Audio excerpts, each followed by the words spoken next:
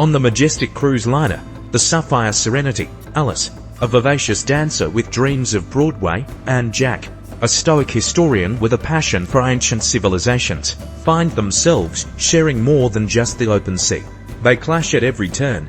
Alice wants the dance floor, Jack wants the quiet library. However, fate has a cruel twist. A monstrous storm strikes, capsizing the ship. Amidst screams and chaos, Alice and Jack, despite their differences, manage to find a lifeboat. Barely escaping with their lives, they drift for days until they reach a mysterious island devoid of wildlife. But strange footprints suggest they aren't alone.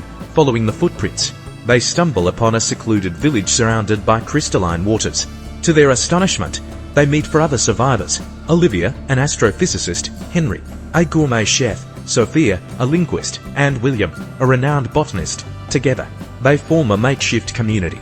Henry uses his culinary skills to create sumptuous meals from exotic fruits they discover, while William identifies previously unknown flora. Olivia, using her scientific knowledge, finds that the island has unique magnetic properties, explaining the ship's crash. Amidst survival tactics and makeshift shelters, Alice and Jack's initial animosity transforms into deep affection. Their nights are spent around roaring fires, sharing stories, dreams, and hopes for rescue. As months pass, the community grows closer.